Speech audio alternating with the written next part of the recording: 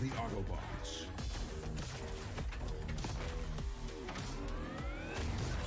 I am Megatron.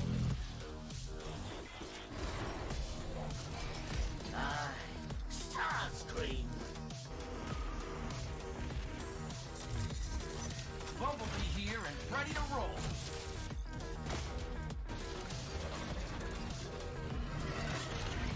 Meet Grimlock's greatest warrior! Ravage, attack!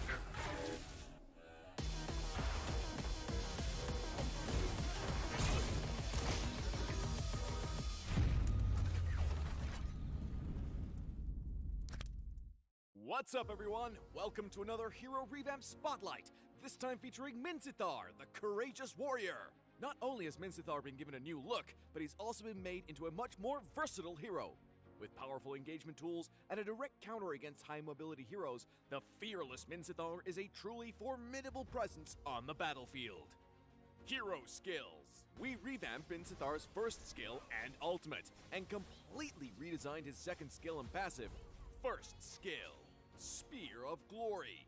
Mincetar thrusts forward with the Spear of Glory and stuns enemies at the tip of the attack. Mincetar then pulls back his spear after a brief delay, damaging enemies along the way. Prior to the revamp, Spear of Glory only pulled the first enemy hero hit on its way back. The revamped version now pulls all enemy heroes the spear hits on its way back to Mincetar. Second skill, Shield Assault. The new Shield Assault provides Mincetar with enhanced damage and damage reduction. Shield Assault deals damage to enemies in an area and slows them. It no longer shields Mincetar or stuns an enemy, but will instead put Mincetar in the Phalanx state, reducing damage taken from the front and enhancing his basic attacks into rapid strikes that deal AoE damage. Ultimate King's Calling. Mincetar leaps a short distance and calls 4 Royal Guards to form a field around him. The Royal Guards cannot move, but will attack enemies in the field, and their attacks can trigger equipment effects. Enemies within the field will also be slowed. Before the revamp, the field only prevented enemy heroes from using directional blink skills. The new King's Calling now disables all movement skills. Passive skill, Mark of the King. The redesign of Mincetar's passive shifts its function from support to individual playmaking. The new passive causes his basic attacks and skills to apply a stack of Mark of the King. At max stacks, the marks will detonate to damage and stun the target, and restore a portion of Mincetar's HP. This effect can only trigger once every so often on the same target. The revamped Mincetar not only retained his powerful utility, such as shutting down high-mobility heroes, but also received a considerable boost in damage with the new Shield Assault. Pro tips. Since Spear of Glory stuns enemies hit by the tip, aim the end of the skill indicator at the target to more easily pull them in. Anticipate when the enemy burst is coming, and use Shield Assault to minimize damage taken. Shield Assault's enhanced basic attacks benefit from attack speed, so Mincetar with a damage build can have incredible burst in the late game. Target key heroes with King's Calling to cripple their mobility in battle. Combo tips. When laning, use Spear of Glory to pull enemy heroes in, then Shield Assault to slow and cut them down with rapid strikes. In teamfights, try to pull as many enemy heroes as possible with Spear of Glory, then use King's Calling to restrict their movement, and finish with Shield Assault for huge damage. Tactics. Mincetar should focus on farming in the early to mid game. Use Shield Assault to reduce incoming damage or to quickly clear out minion waves. In the late game, Mincetar's crowd control really shines in teamfights. Use King's Calling to strip away the enemy's mobility and Shield Assault for a great burst of damage. We recommend this build, with Demon Hunter Sword and Corrosion Scythe as Mincetar's core equipment. Demon Hunter Sword provides much needed lifesteal and attack speed, while Corrosion Scythe adds even more attack speed to really push Shield Assault's damage. Pick the Fighter emblem to boost Mincetar's damage output. For battle spells, Flicker can be a powerful tool in the mid to late game when used with King's Calling to quickly reach and shut down key targets. Petrify is also recommended as an additional CC to maximize Mincetar's damage during Shield Assault. We hope players will have fun with the revamped Mincetar, Until next time, we'll be seeing you in the Land of Dawn.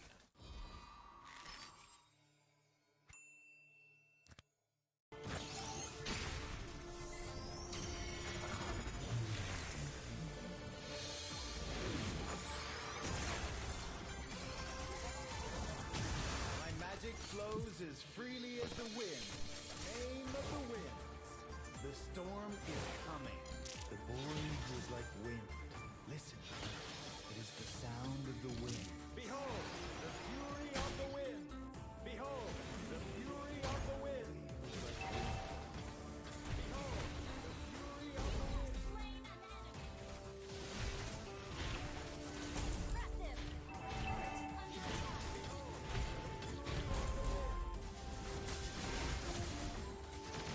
Killing spree.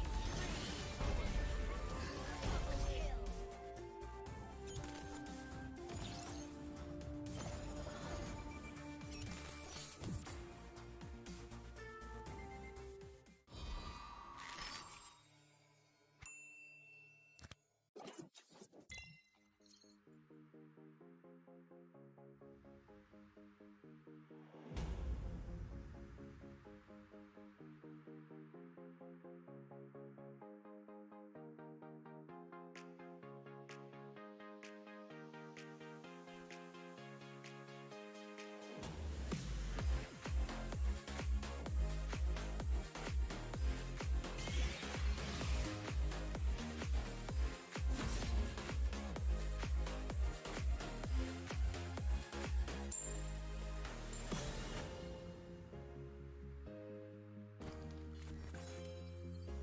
kill.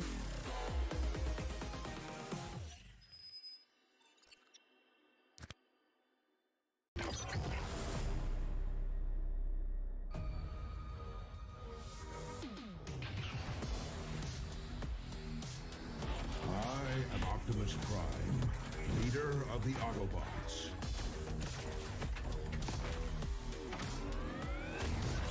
I am Megatron.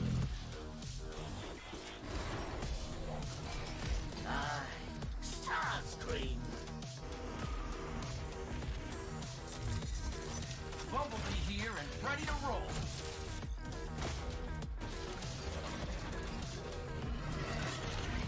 Meet Grimlock's greatest warrior! Ravage. Attack.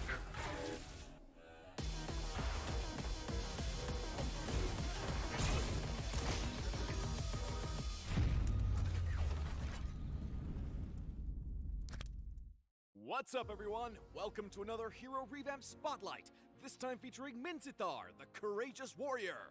Not only has Minceithar been given a new look, but he's also been made into a much more versatile hero. With powerful engagement tools and a direct counter against high-mobility heroes, the fearless Minceithar is a truly formidable presence on the battlefield. Hero Skills. We revamped Minceithar's first skill and ultimate, and completely redesigned his second skill and passive. First skill, Spear of Glory. Minceithar thrusts forward with the Spear of Glory and stuns enemies at the tip of the attack. Minceithar then pulls back his spear after a brief delay, damaging enemies along the way. Prior to the revamp, Spear of Glory only pulled the first enemy hero hit on its way back. The revamped version now pulls all enemy heroes the spear hits on its way back to Minzithar. Second skill, Shield Assault. The new Shield Assault provides Minzithar with enhanced damage and damage reduction. Shield Assault deals damage to enemies in an area and slows them. It no longer shields Minzithar or stuns an enemy, but will instead put Minzithar in the Phalanx state, reducing damage taken from the front and enhancing his basic attacks into rapid strikes that deal AoE damage. Ultimate King's Calling. Minzithar leaps a short distance and calls 4 Royal Guards to form a field around him. The Royal Guards cannot move, but will attack enemies in the field, and their attacks can trigger equipment effects. Enemies within the field will also be slowed. Before the revamp, the field only prevented enemy heroes from using directional blink skills. The new King's Calling now disables all movement skills. Passive skill, Mark of the King. The redesign of Minzithar's passive shifts its function from support to individual playmaking. The new passive causes his basic attacks and skills to apply a stack of Mark of the King. At max stacks, the marks will detonate to damage and stun the target, and restore a portion of Minzithar's HP. This effect can only trigger once every so often on the same target. The revamped Minzithar not only retained his powerful utility, such as shutting down high mobility heroes, but also received a considerable boost in damage with the new Shield Assault. Pro tips. Since Spear of Glory stuns enemies hit by the tip, aim the end of the skill indicator at the target to more easily pull them in. Anticipate when the enemy burst is coming, and use Shield Assault to minimize damage taken. Shield Assault's enhanced basic attacks benefit from attack speed, so Minzithar with a damage build can have incredible bursts in the late game. Target key heroes with King's Calling to cripple their mobility in battle. Combo tips. When laning, use Spear of Glory to pull enemy heroes in, then Shield Assault to slow and cut them down with rapid strikes. In teamfights, try to pull as many enemy heroes as possible with Spear of Glory, then use King's Calling to restrict their movement, and finish with Shield Assault for huge damage. Tactics. Minzithar should focus on farming in the early to mid game. Use Shield Assault to reduce incoming damage or to quickly clear out minion waves. In the late game, Minzithar's crowd control really shines in teamfights. Use King's Calling to strip away the enemy's mobility and Shield Assault for a great burst of damage. We recommend this build, with Demon Hunter's Sword and Corrosion Scythe as Minzithar's core equipment. Demon Hunter's Sword provides much needed lifesteal and attack speed, while Corrosion Scythe adds even more attack speed to really push Shield Assault's damage. Pick the Fighter emblem to boost Minzithar's damage output. For battle spells, Flicker can be a powerful tool in the mid to late game when used with King's Calling to quickly reach and shut down key targets. Petrify is also recommended as an additional CC to maximize Minzithar's damage during Shield Assault. We hope players will have fun with the revamped Minzithar. Until next time, we'll be seeing you in the Land of Dawn.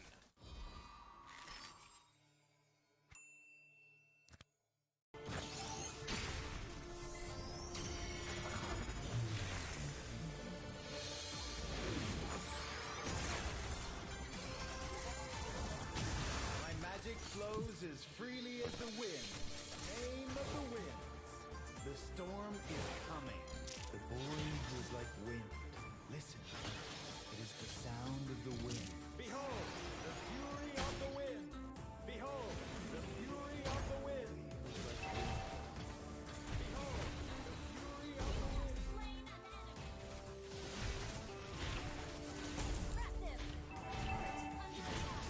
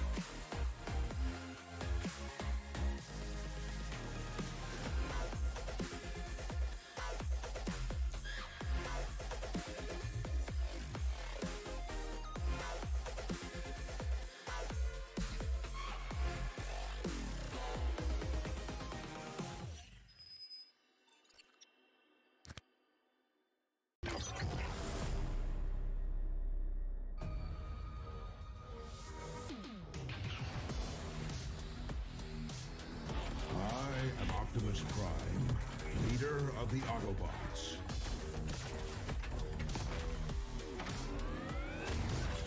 I am Megatron.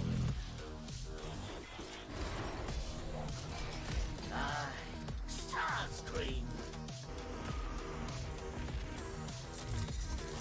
Bumblebee here and ready to roll.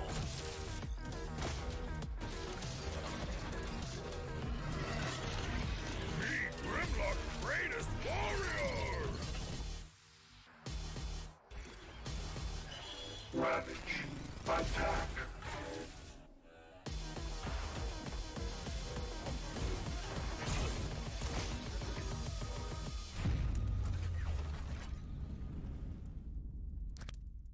What's up, everyone? Welcome to another Hero Revamp Spotlight, this time featuring Mincetar, the Courageous Warrior. Not only has Mincetar been given a new look, but he's also been made into a much more versatile hero. With powerful engagement tools and a direct counter against high-mobility heroes, the fearless Mincetar is a truly formidable presence on the battlefield. Hero Skills. We revamped Mincetar's first skill and ultimate, and completely redesigned his second skill and passive.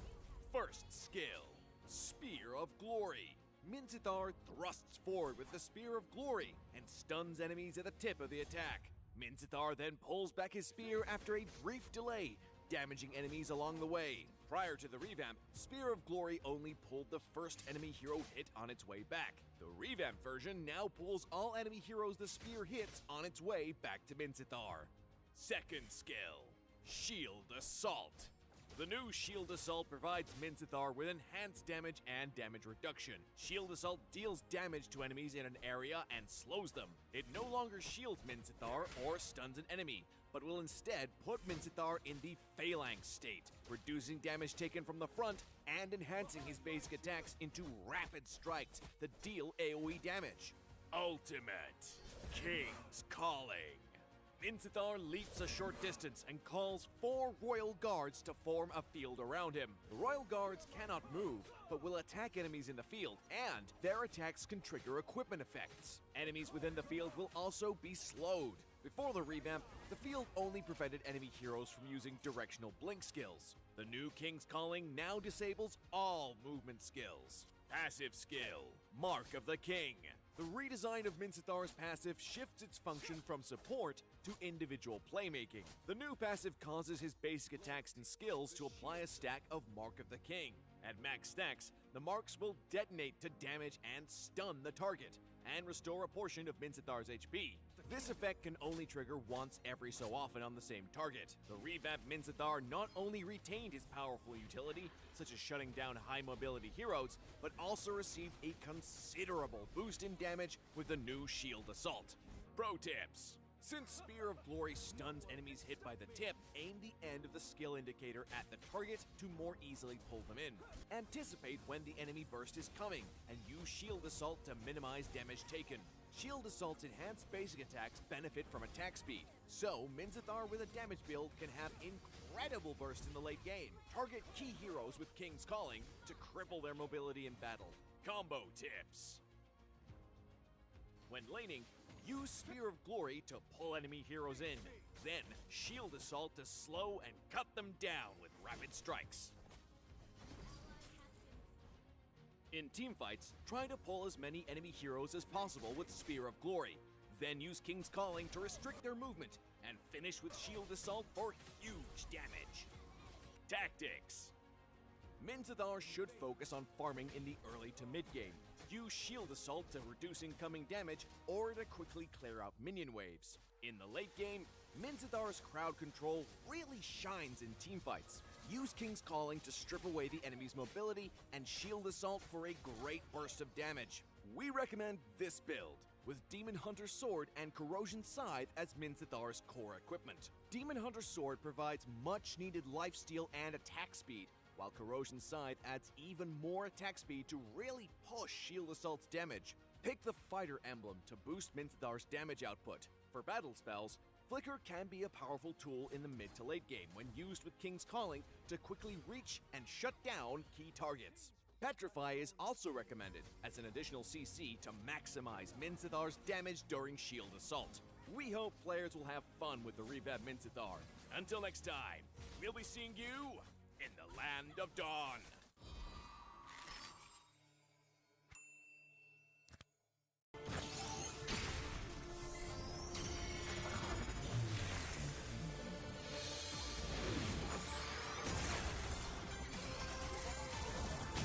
My magic flows as freely as the wind.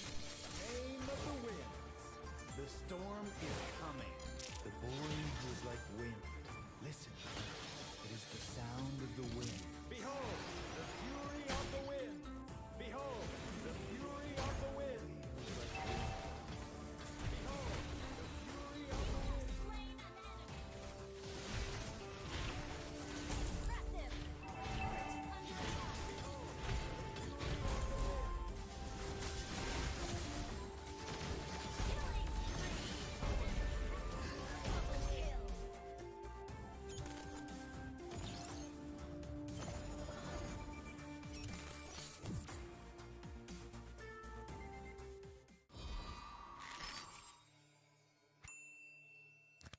Killing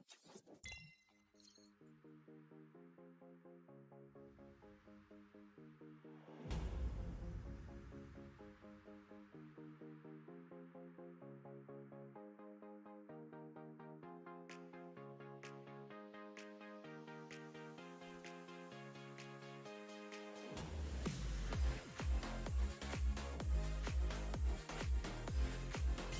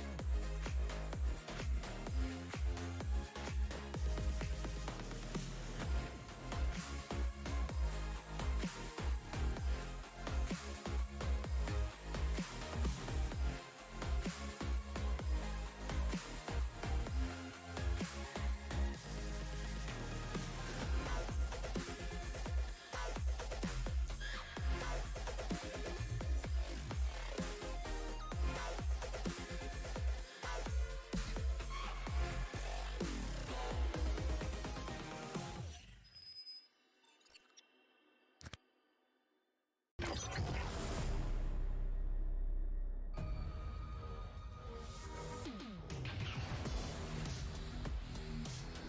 I am Optimus Prime, leader of the Autobots.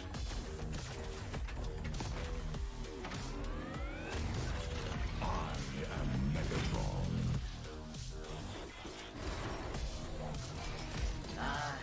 Starscream! Bumblebee here and ready to roll.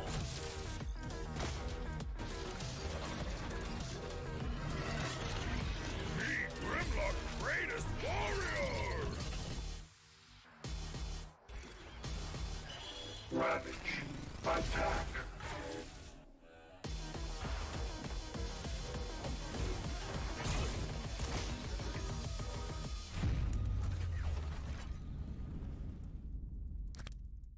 What's up, everyone? Welcome to another Hero Revamp Spotlight, this time featuring Minceithar, the Courageous Warrior. Not only has Minceithar been given a new look, but he's also been made into a much more versatile hero.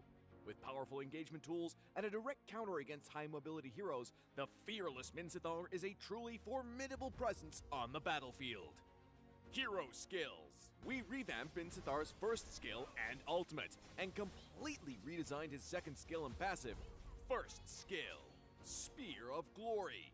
Minceithar thrusts forward with the Spear of Glory and stuns enemies at the tip of the attack. Minceithar then pulls back his spear after a brief delay, damaging enemies along the way, Prior to the revamp, Spear of Glory only pulled the first enemy hero hit on its way back. The revamped version now pulls all enemy heroes the spear hits on its way back to Mincythar.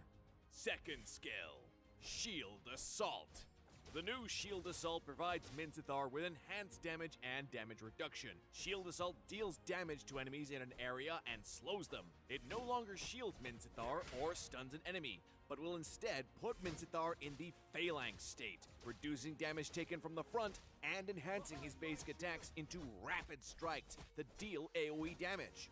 Ultimate King's Calling. Mincythar leaps a short distance and calls 4 Royal Guards to form a field around him. The Royal Guards cannot move, but will attack enemies in the field, and their attacks can trigger equipment effects. Enemies within the field will also be slowed. Before the revamp, the field only prevented enemy heroes from using directional blink skills. The new King's Calling now disables all movement skills. Passive skill, Mark of the King. The redesign of Mincythar's passive shifts its function from support to individual playmaking. The new passive causes his basic attacks and skills to apply a stack of Mark of the King. At max stacks, the marks will detonate to damage and stun the target, and restore a portion of Mincythar's HP.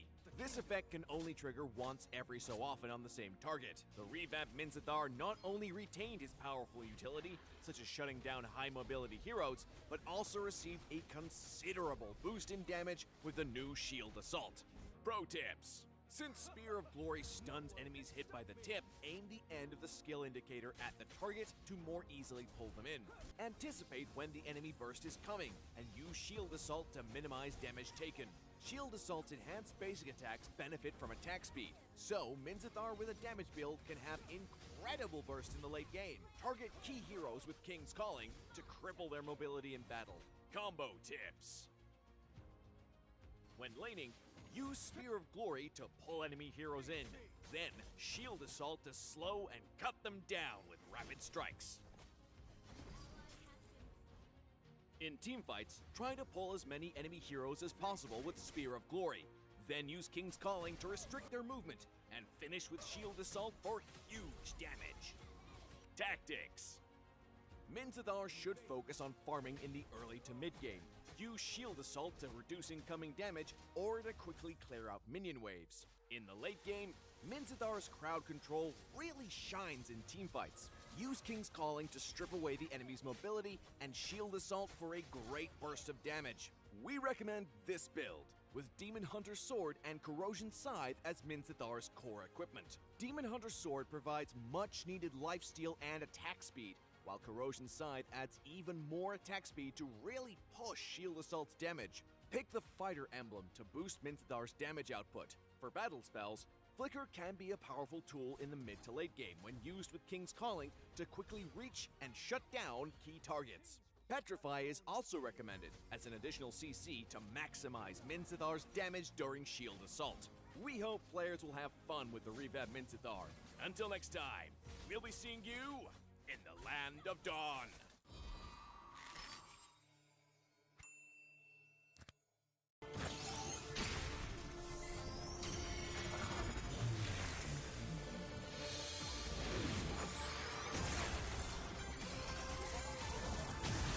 Magic flows as freely as the wind.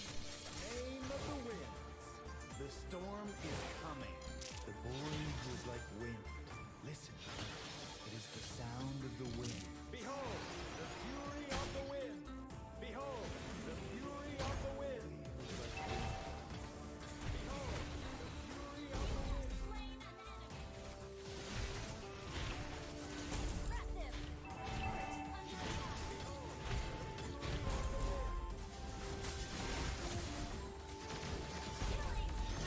Double kill.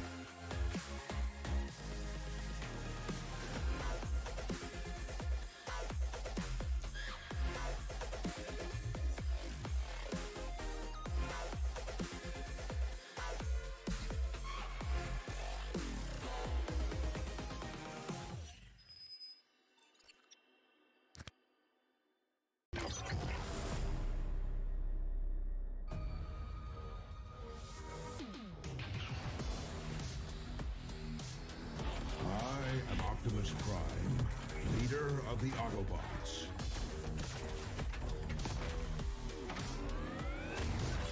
I am Megatron.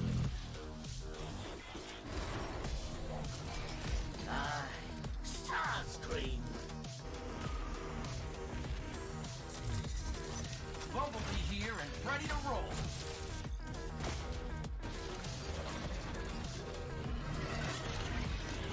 Grimlock's greatest warrior! Ravage, attack!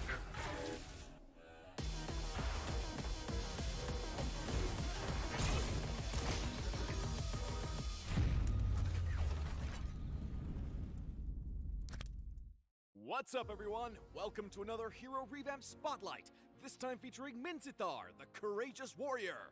Not only has Minceithar been given a new look, but he's also been made into a much more versatile hero. With powerful engagement tools and a direct counter against high-mobility heroes, the fearless Minceithar is a truly formidable presence on the battlefield. Hero Skills. We revamped Minceithar's first skill and ultimate, and completely redesigned his second skill and passive. First skill, Spear of Glory.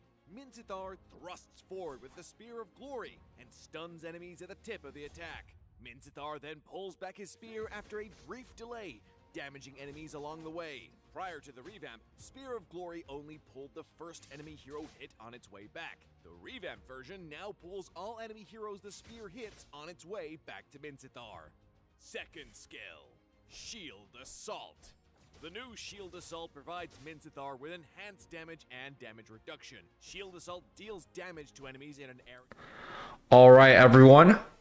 Welcome back to the North American Battlegrounds Battle Arena. Today we have a grand final series. It's a best of 5. It's going to be between ACKERMAN and AKASUKI.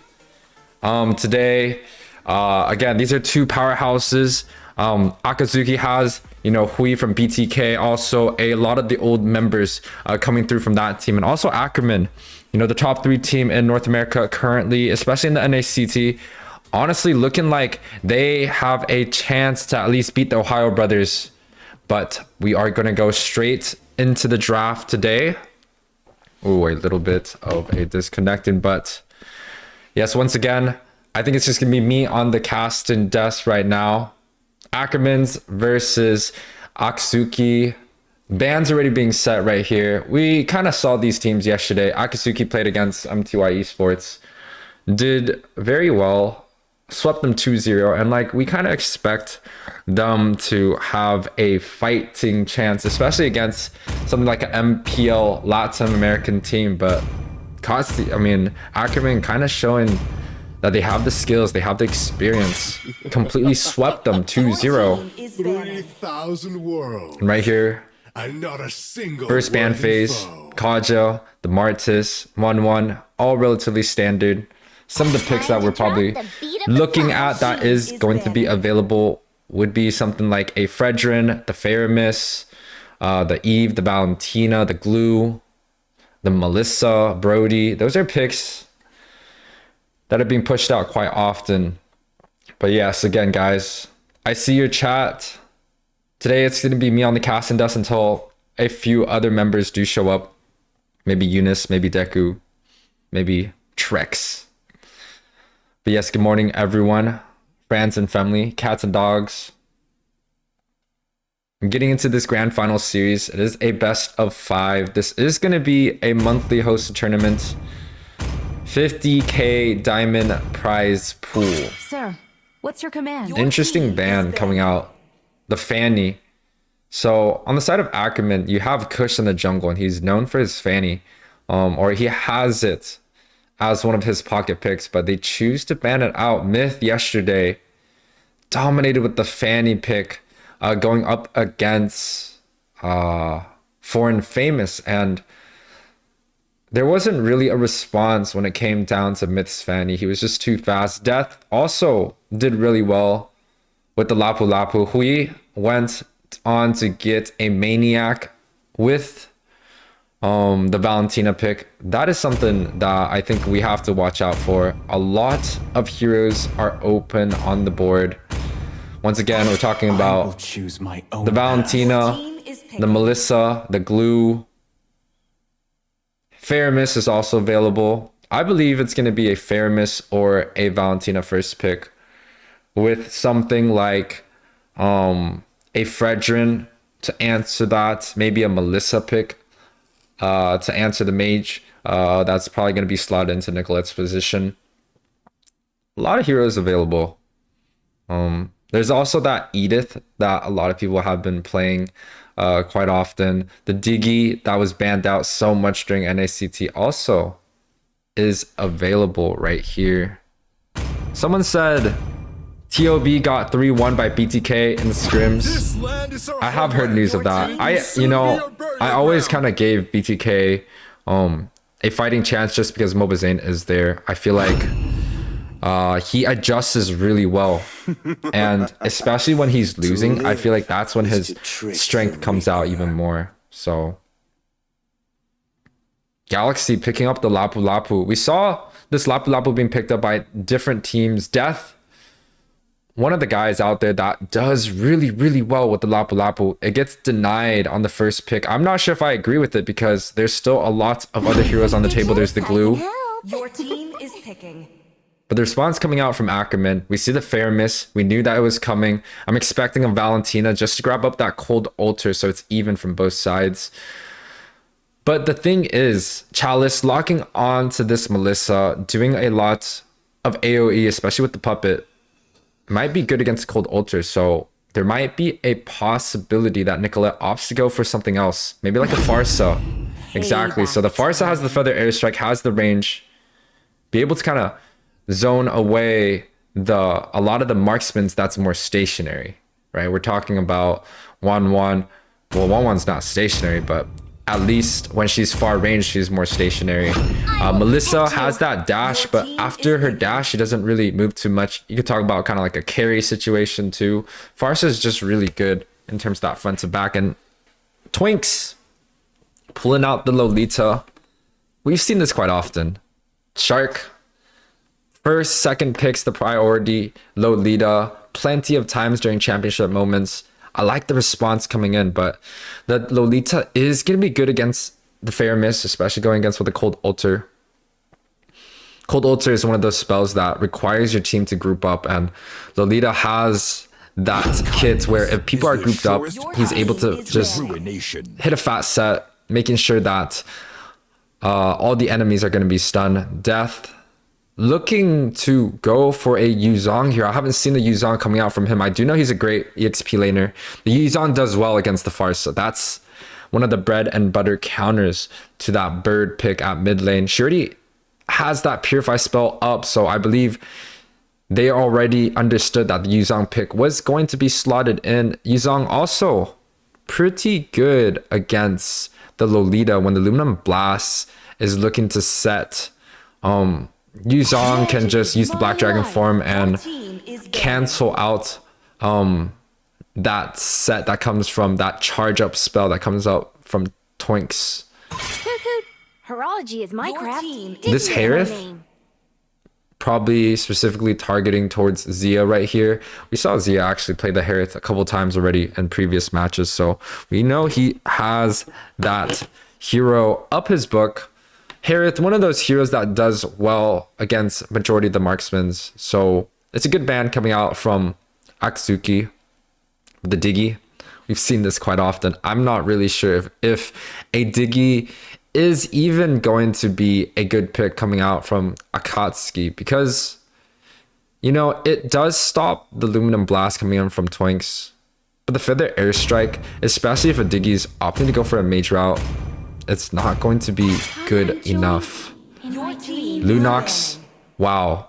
2 mage gold laners is the response for the second phase ban for the side of AKASUKI. I do like it. I think they're trying to shove ACKERMAN into playing a physical jungler, physical gold laner, but there's still a lot of different options. If they're looking to ban out 2 of these mage picks, something that Zia can go for, it could be a Natan for some magic damage, an Alice for some magic damage, or even opting to go for something of an AoE So Claude does well against the Cold Altars and also does well against the Yuzong. He won't be able to catch him.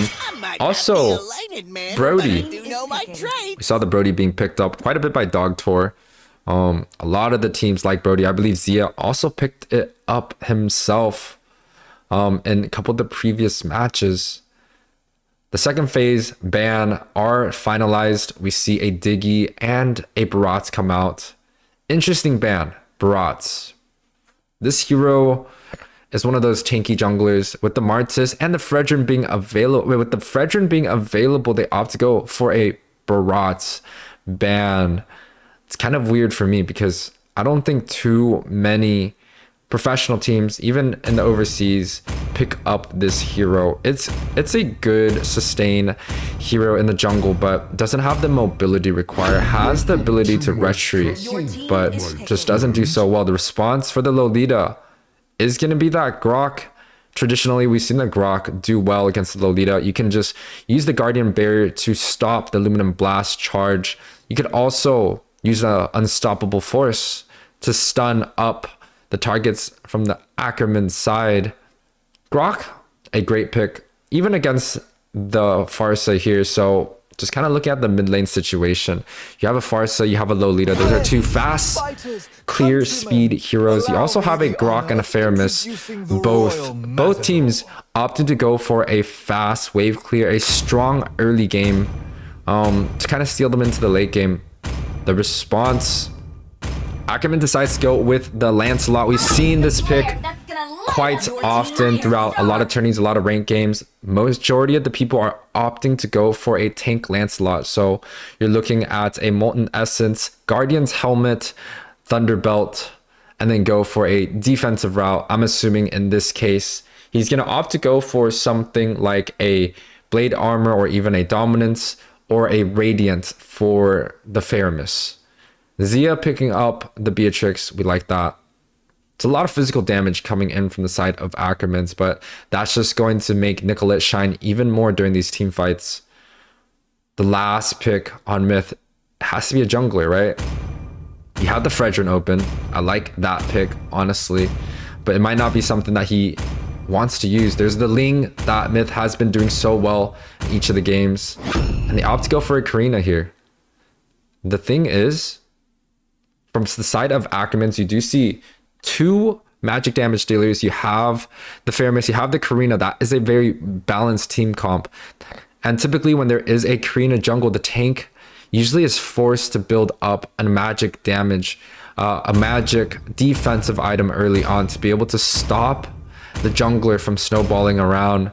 But two physical sides like a Yuzong and a Melissa, honestly, Twinks is going to have a little bit of trouble figuring out what he wants to decide to build as we go into the game. Land of Dawn, the doors are opening here. It is a best of series 5 between ACKERMAN and AKASUKI right here. Both finalists, both are strong teams. We've seen ACKERMAN do so well. They are the top 3 team in North America, so they are going to be the crowd favorites here.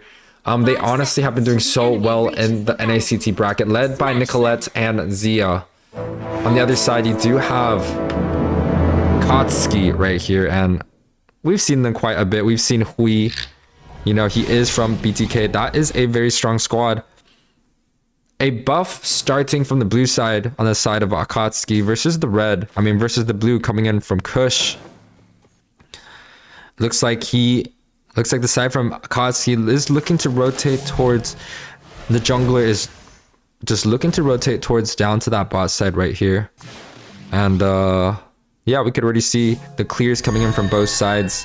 Both teams neck to neck in terms of the early game aggression at this mid. YUWEI and Plex right here should be able to clear up the lanes relatively fast. The junglers should have no problem at all because both teams clear so fast that they can just kind of look to defend some of these lanes right here. Myth already at the top side, almost level 4. You can also see Kush on the same route does grab up that level 4 because the Little Wonder went towards their side. Zia picks up this little gold trap right here, denying Myth a little bit of the gold. You can already see If we pull up the gold lead, you might see a small advantage already side of the Kush. About a 100 gold lead already in 1 minute and 40 seconds. That's not a significant amount, but that is something to think about. That's just the advantage, the early game advantage, especially when you grab up all the jungle, you grab up the Little Wonder, take the gold crabs. Bot side right here.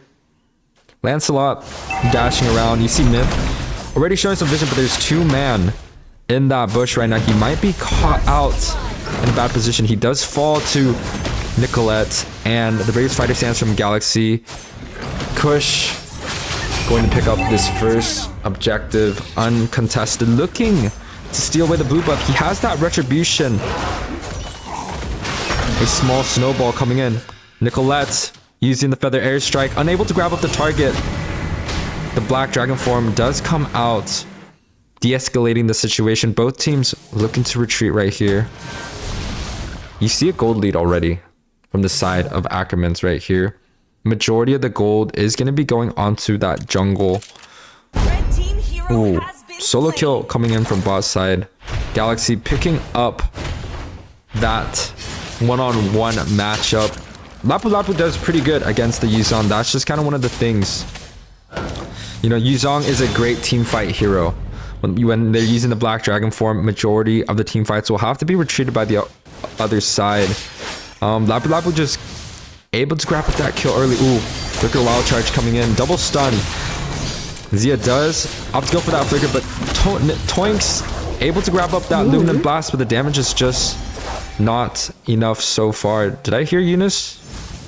You did. Absolutely. Oh, Eunice coming in. We do see Dash getting a kill on Flex, but we do see the register on Zia getting a kill on this Melissa.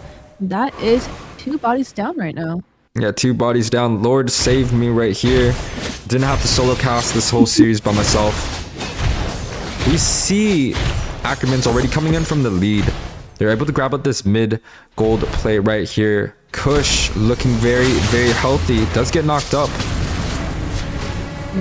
He's gonna get out, but Black Dragon 4 has been popped in by Death, zoning out Kush on this lance, but is he gonna get out retreat to just get him a little bit of a speed boost? But on the top side, Nicola getting a kill on this Melissa Chalice going down there for the top side. Yeah, 5-0 is the kill score on the board right here. 4 minutes in, the Lord, the turtle is up right here. They're able to grab up a top tower already. That's a lot of objectives, a lot of early game gold. For the side of ACKERMAN's, Plex already in a decent position. The thing is, this Karina is just getting outscaled, out-farmed so much. You already see a 1k gold lead on the side of Kush right here. Absolutely. Now we do see them gonna go ahead and take that turtle, and looks like it might be uncontested into the hands of ACKERMAN. Yeah, the turtle might come uncontested. Galaxy able to zone away some of the targets. Wow. Lancelot just kind of dominating the whole entire map right now. AKASUKI is unable to respond for the airstrike. Coming in by Nicolette, just gonna get cancelled. Zia getting ahead and getting a kill on Hui, but Chalice doing a little bit chip damage with the Melissa.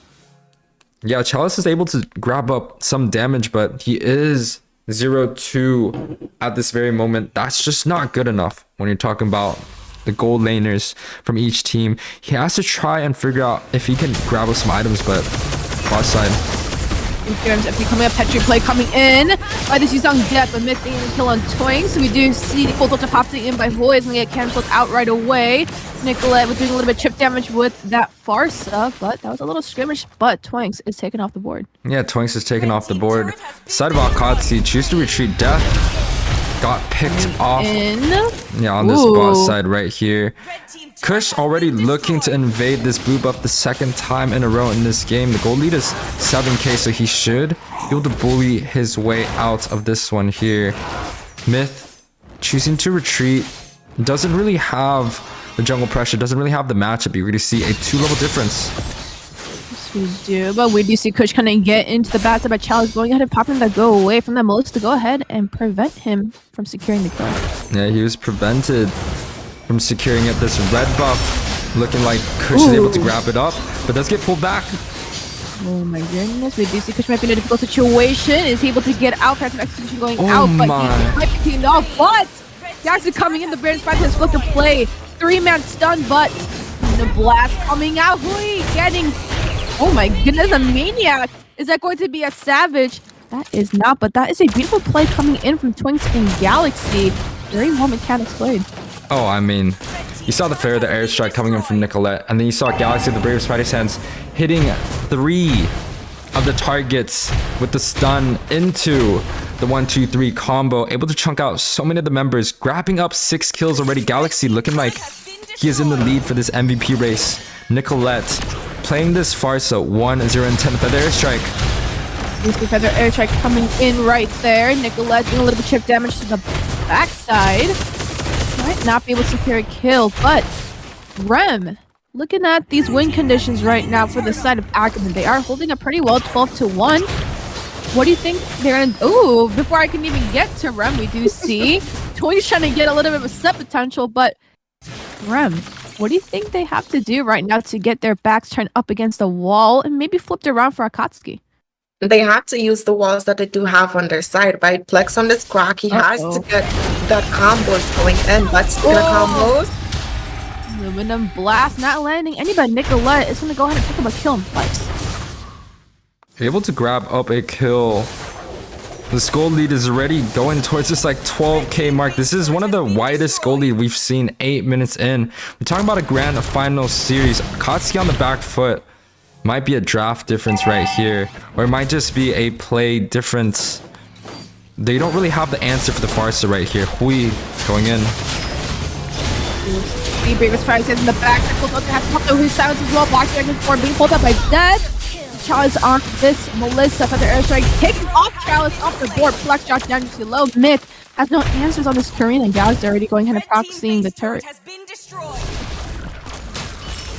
Man, I'm not sure what the side of AKASUKI can do right now. They have to try and take Sia down, but speaking of taking things down, they're clearing these minions relatively fast.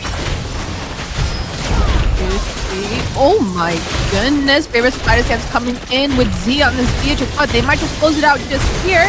Next dropping down dangerously low. Double kill coming in the triple on YUWEI. That's execution feather airstrike coming on the backside, and that is a wraps for the first match here. Victory! The first match of the best of 5 series goes to the side of ACKERMAN in convincing fashion. Talk about a 9-minute 19-2 game. Zia able to pull up with the MVP 10-0-2. We also have Nicolette 17 out of 19 kill participation, and also Kush doing some early rotations, and it just kind of seems like the whole entire side of ACKERMAN is just winning each lane. Even the Lapu Lapu was able to grab up a kill on Death early on. That was the first pick, Lapu Lapu. That's something that he's just not scared to show. Now, the stats coming up real quick. Rem? I mean, absolutely right. We see heavy team fight participation coming in from the side of ACKERMAN here. We saw the rotations coming in from Nicolette, as well as the jungler here, which is quite shockingly, right? Being able to secure those objectives, as well as still being able to rotate. We see Zia. Zia's always been one of the more objectives focused gold laners that we have over here in NA, and we could see that by his tower damage, right? In that late game, being able to secure that triple kill before they went ahead and close off the game. And the main source of damage coming in for the side of ACKERMAN is Nicolette. We saw the power of the footed airstrike when she was able to secure those core items there. And the side of AKASUKI, they couldn't really have an answer for it, right? She was able to burst down the cult altar coming in from Faramis there. Melissa, that go away, cannot mitigate the damage coming in from that footed airstrike. And it's even worse that it's range, right? We did see Death trying to get to that back line, but no, Zia with that machine gun going ahead and shutting him down. So beautiful game coming in from the side of ACKERMAN, and their momentum is high right now. Yeah, their momentum is extremely high right here. We will go into a small break as we bring to the next match. Second game, round 2. It is 1-0 for the series of best of 5 between ACKERMAN and AKASUKI. We'll be right back.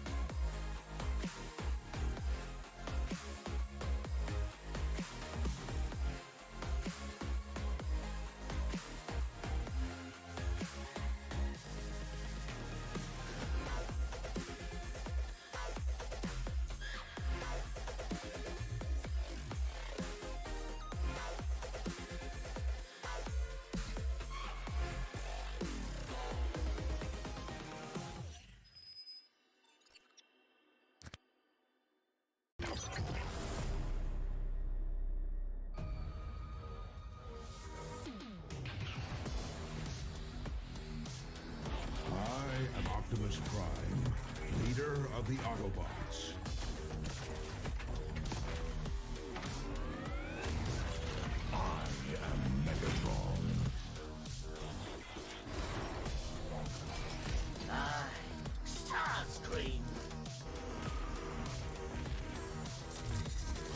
Bumblebee here and ready to roll.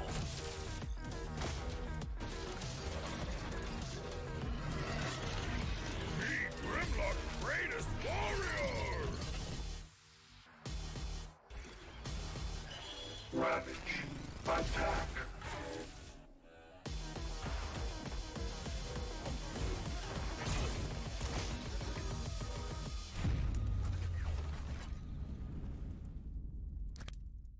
What's up, everyone? Welcome to another Hero Revamp Spotlight, this time featuring Minsithar, the Courageous Warrior. Not only has Minsithar been given a new look, but he's also been made into a much more versatile hero. With powerful engagement tools and a direct counter against high-mobility heroes, the fearless Minsithar is... All right, welcome back, guys, to the North American Battleground Arena. This is the final day, grand final series, best of 5. 2 teams facing off. We have ACKERMAN on the right side, the team red right here. They were able to pick up the first game within a fast fashion, 8 minutes in. On the blue side, we have AKASUKI right here. And on the desk, it's going to be between me and Mr. Potato, Private Dancer, NACT Caster.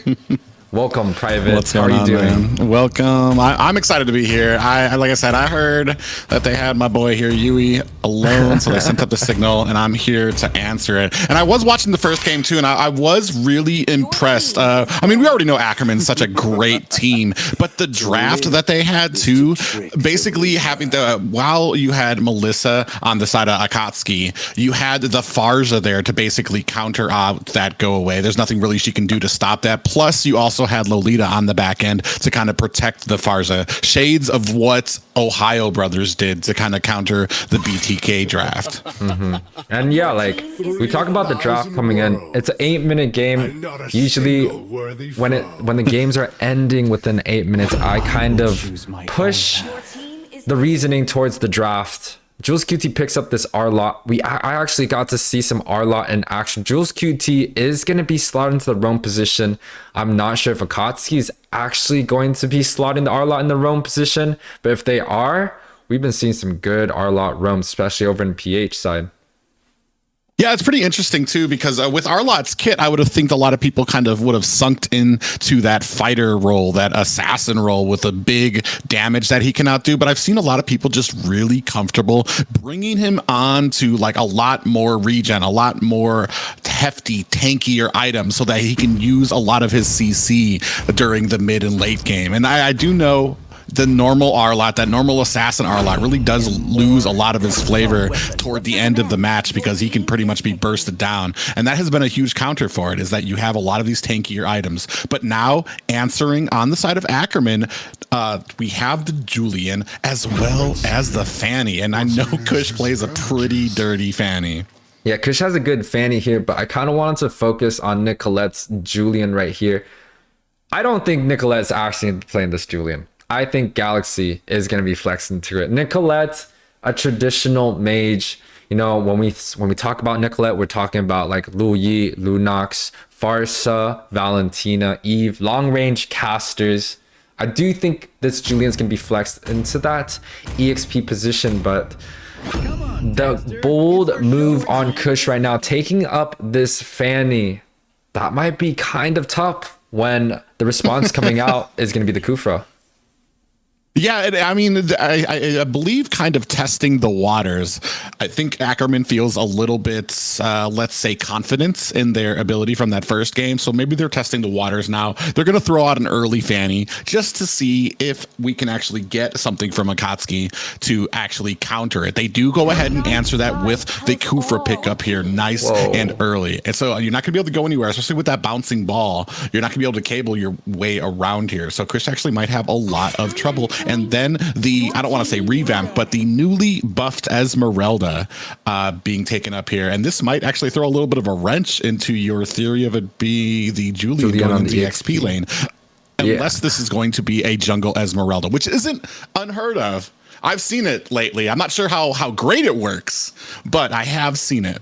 Oh yeah, I think I'm gonna eat my words right here. Galaxy, traditionally known for his Esmeralda back then, with the recent buffs, he's bringing it back onto the table. So I guess Nicolette is going to be flexed using this Julian at midside. This is something new. I haven't seen her on this hero before. Maybe I just haven't been playing the ranked games myself.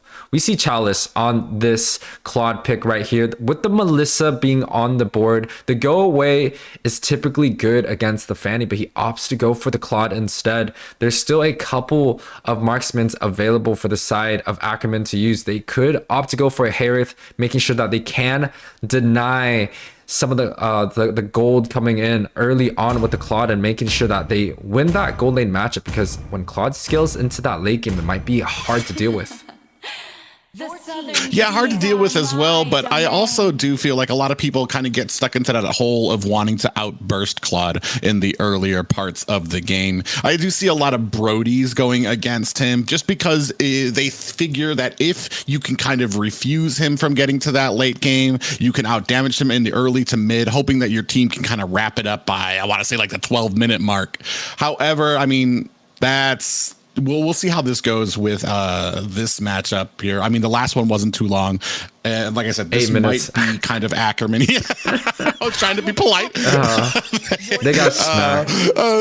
Yeah, so we do see the Lolita ban coming out. A lot of setting potential being banned out by the side of AKASUKI. So, I mean, a little bit smarter here. Toinks has been getting pretty lethal from, I mean, I've seen him transition from the earlier parts of the NACT to how he is now. He is a very clean, very well-adjusted roamer out there, especially when it comes to his synergy with the rest of ACKERMAN. Oh, a little flex counter towards that Claude. We actually saw this in NACT before. The most notable player on this Leslie is going to be Guaps. Hopefully I don't get baited out because, you know, I like this Leslie pick. Zia, just lock it in so we could talk about it a little bit more.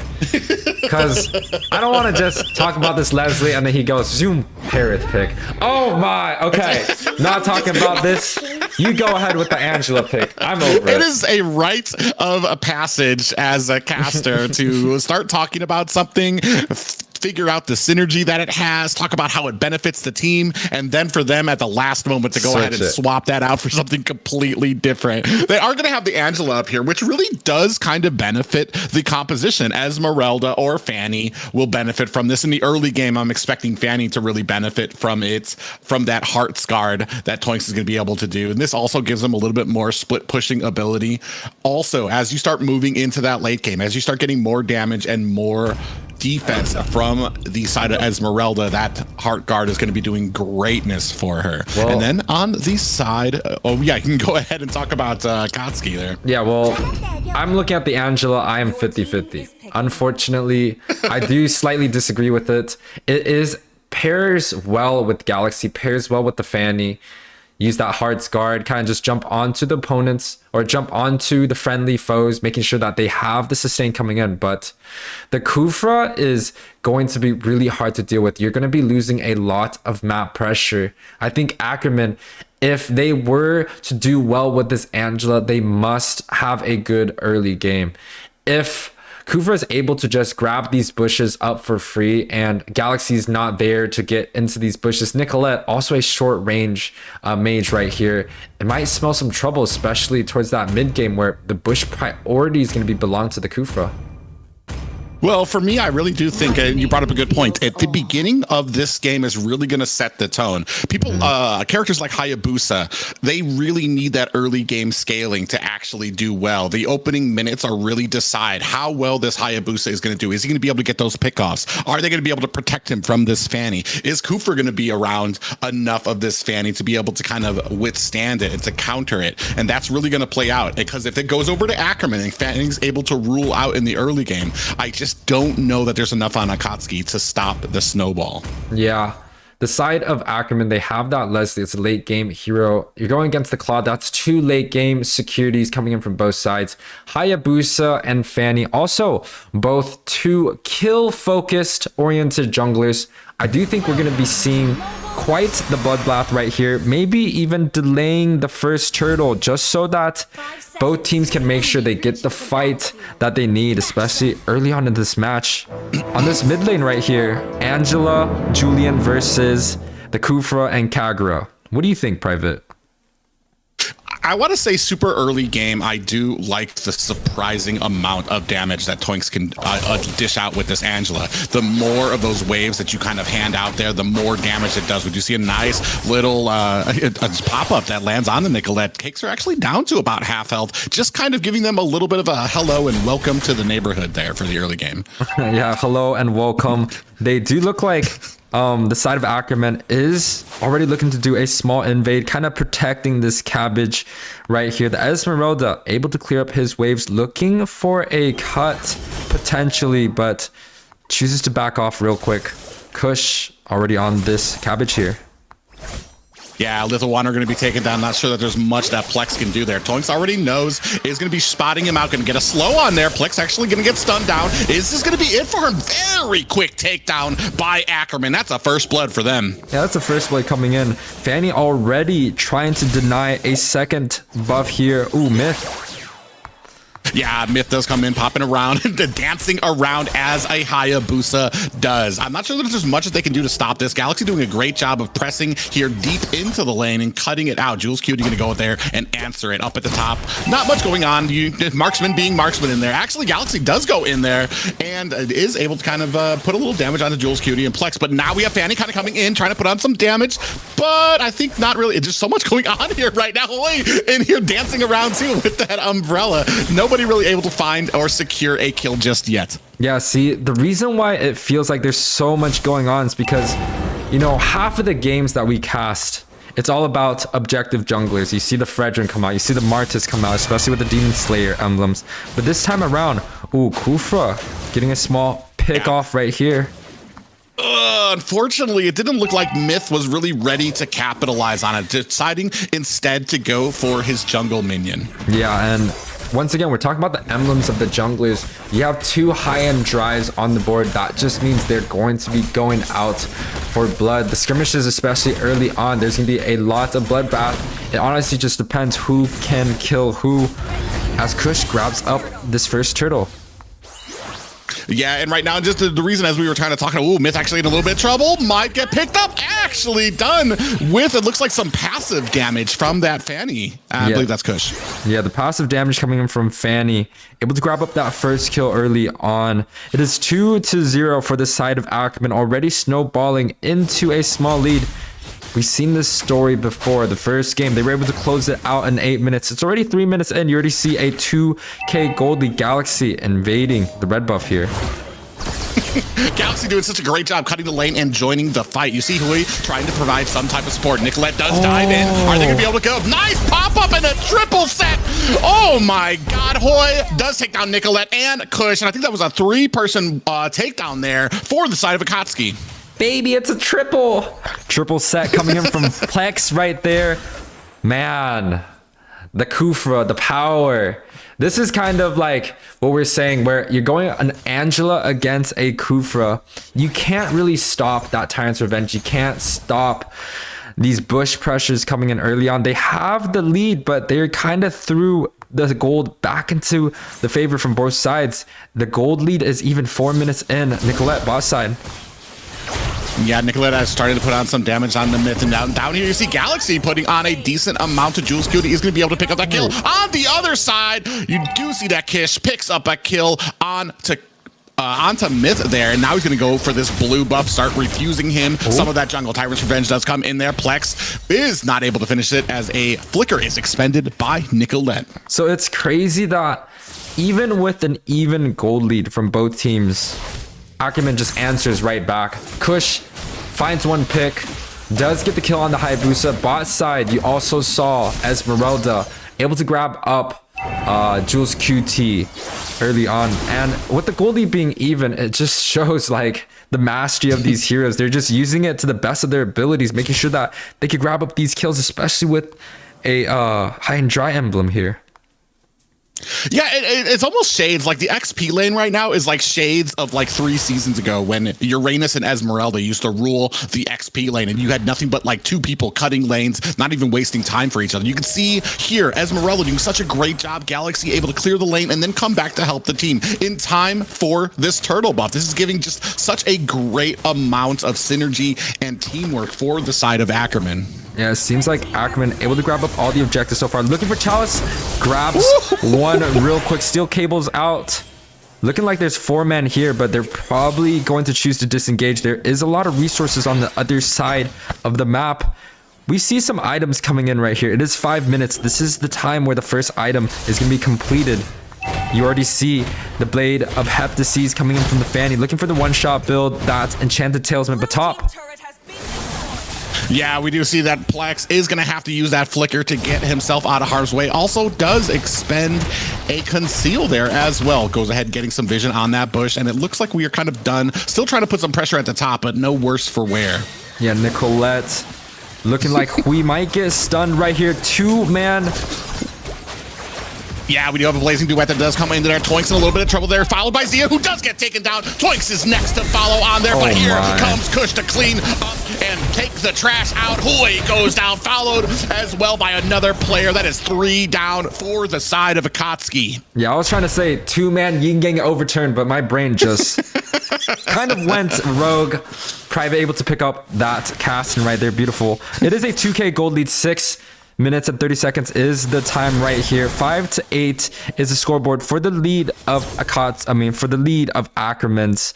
I feel like, look at Kush right now. 7-1-0, unable to be shut down even with a Kufra on the table. Wow, that's, you know, he's really taking in this assassin jungle to a different route. Yeah, just kind of getting his way around here, taking away from Kufra. And as we say that, YUWEI gets taken down here as well. Now we have a shadow kill out on the floor. Ooh, Nicolette able to pick up a tower. Another pop-up there does take down Plex, and Chalice is trying to do his best to get out of harm's way. He's going to use that BMI to get out. They are still chasing him under the tower. Chalice dives back in, but Nicolette is laying in wait to pick up the kill. Yeah, Myth was looking to see if he could grab up a small harass onto Kush, but chooses to retreat. You see a 4K gold lead. Wow, actually Jules QT able to pick up a kill, a solo kill onto that bot side, onto Zia right here. Zia kind of needs to watch out. If he gives a couple more kills, the gold lead might just even out, but you could already see Kush. We're looking at a 2K gold lead in this jungle position. He's looking to build up the Blade of Despair right away. That is going to hurt quite a bit if they don't find a way to shut down Kush. Yeah, right now in the overall feel right now is that ACKERMAN have this kind of securely in their lead. However, I am seeing just a little bit more slop. Ooh, nice little teleport. Those go in for mid to put on some little hanky-panky there. Not enough to get a kill there. Galaxy gets taken down as well by Jules Cutie while Kush finishes up the job onto YUWEI. Now we're putting on some damage. Kush actually might be in some trouble. Does go down there. Chalice coming in as well. Nicolette's going to have to expend that flicker to try to get out of the way. Myth is in tight pursuit. I don't think that Nicolette is going to be able to get away. Wow. Couple of steps. Oh! As I say that, she's able to use that slide and that teleport to get herself out of harm's way while they pick up the kill onto Chalice. That's a huge misplay onto Chalice. They were able to grab up Kush with the bouncing ball coming in from Kufra. They picked up that kill, but I really thought Chalice should have tried to zone away the Leslie and also the Angela instead of going. But YUWEI picks up Zia real quick right here, 9 minutes in. YUWEI actually getting a couple kills here. Yeah, and this is what you were talking about. There's not really much that Angela can provide there, especially on the defensive end. You saw that Myth came in there, put on all that damage to Zia. Angela tried. Toinks tried with all her might, heart scarred and everything at the right time, but it just was not enough to withstand all the stacks and all the damage that Myth could put out on a Hayabusa. Yeah, that's just a little bit too much. The high and dry just does well. You know, maybe we could look for Twinks to build up some sort of defensive, but Galaxy right here, 3-man.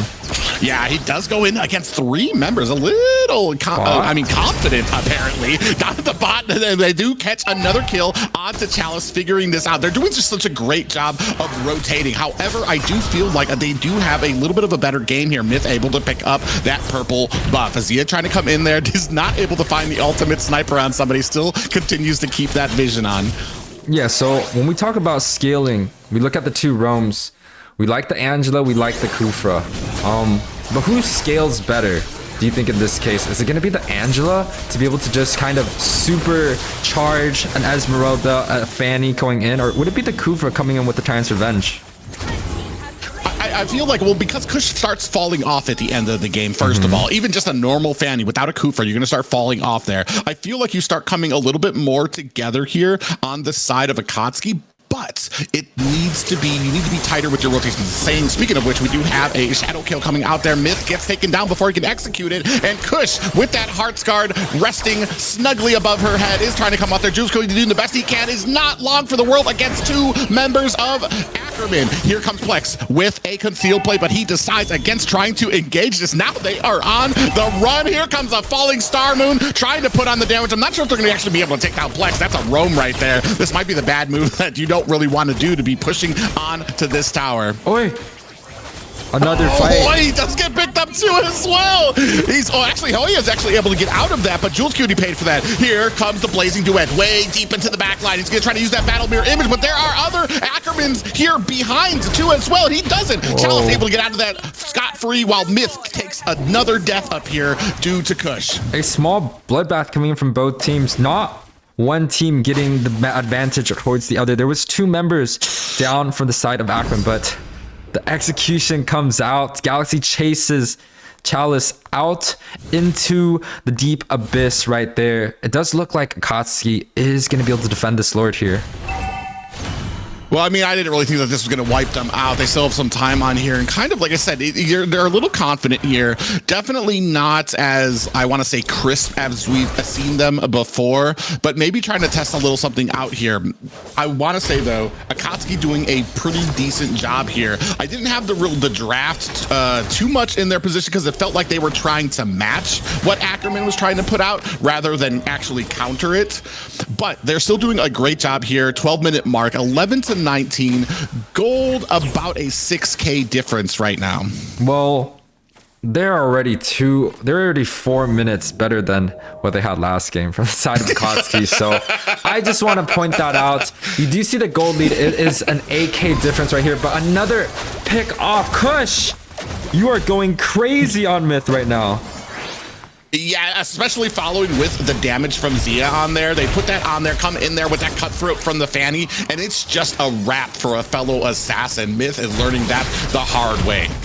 Yeah, and you know, the jungle pressure, you see 2 assassins on the board there, but there is only one of them is the true assassin. Only one of them is the one hunting the other.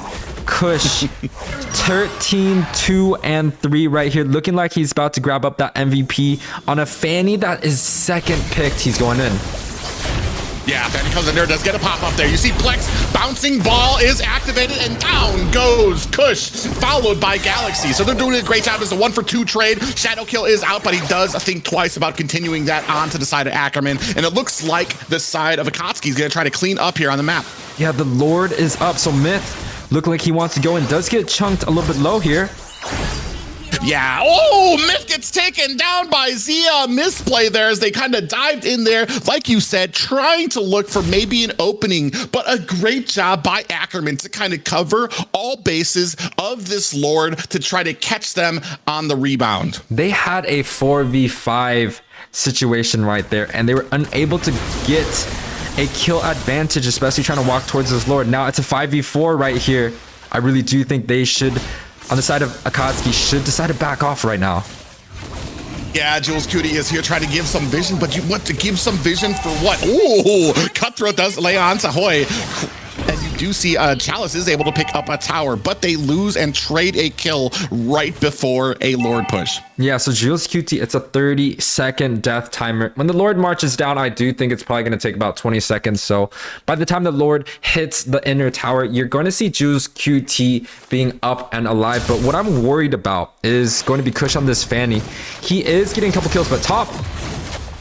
Yeah, we're having a little bit of a spin-off here. Zia gets out with the hair on his chinny chin chin hearts guard. Keeps him up to date. Myth gets taken down by a cutthroat from Kush. Kush gets taken down as well by Chalice. We are just trading kills here right now. It is 4 down for the side of AKASUKI, and I'm not sure that they can defend this. Only 1 down for the side of ACKERMAN. They are still continuing to push on here. Look at the base right now, and we are 2 high towers down for the side of AKASUKI. Hearts guard still on Zia right now. Still trying to put on the damage, half health. The base is down, and that is game 2 going over to ACKERMAN.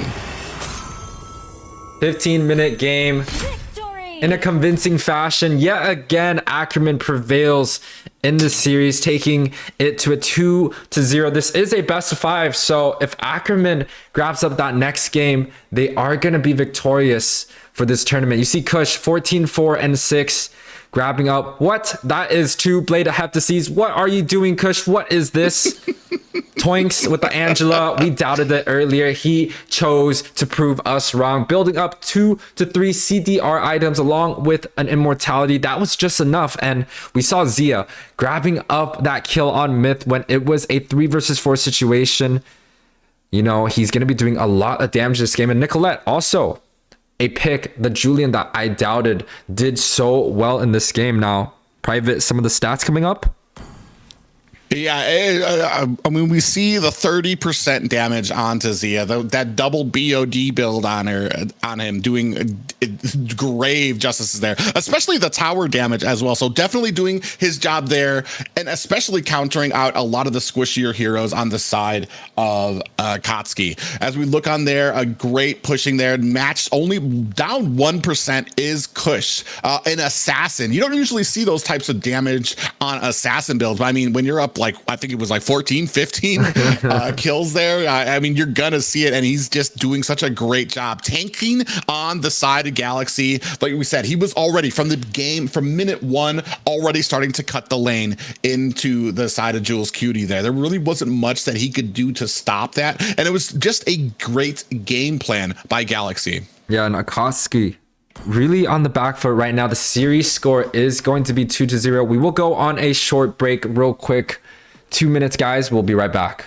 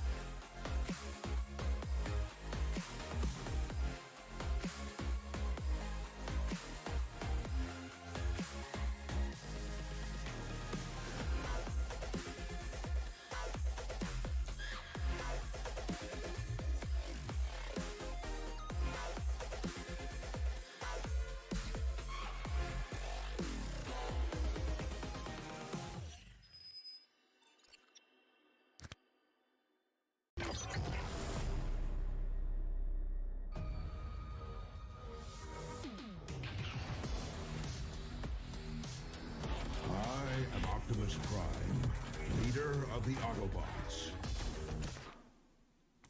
Welcome back, friends and family, dogs and cats, ladies and gents. We do have the NABA Grand Finals here. This is the best of 5 series. ACKERMAN is leading 2-0 against AKASUKI. We saw dominating fashions coming in from ACKERMAN's side, proving that they are one of the best of North America. And on the casting desk today, we got the NACD caster, the fruit, the vegetable, Mr. Potato, Private Dancer. Welcome. Welcome indeed. I am glad to be here, and such exciting games here to kind of sit in for, especially the grand finals of the NABA, and they've been super jam-packed here, especially this grand finals right now. Definitely want to see what we have next. Yeah, the band's coming out.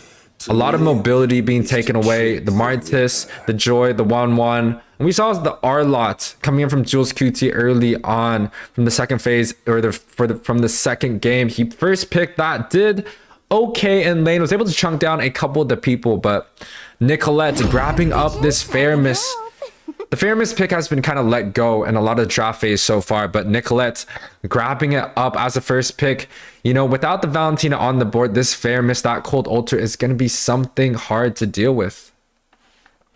Yeah, really interesting here is because it is a flexible thing that you can do here. You have Melissa now on the board on the opposite side, so then you have to decide, if you're ACKERMAN, do I want to maybe go for the Farza to kind of counter out that Melissa that we have there, or are we going to go ahead and keep Nicolette on this Faramis? She hasn't done a bad job, and especially once you have the Faramis out there with another roam that can help you, it really does add to the dimension of the types of team fights that you can execute. Yeah, but the Faramis pick isn't something that is uncounterable. The Cold Ultra is great. It does a lot of impact, especially at that level 4 on the first turtle fight.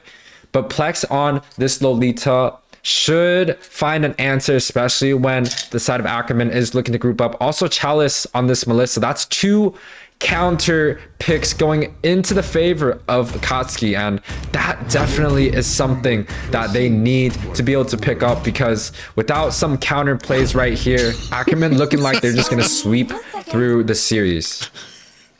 Sticking with this Angela pickup for the side of ACKERMAN there. I was going to try to talk about Groxa countering, because he does do a good job of kind of countering out Plex on the Lolita. You're going to be able to pop up and maybe reset that Numenon blast that they can put out there, and it doesn't really do much.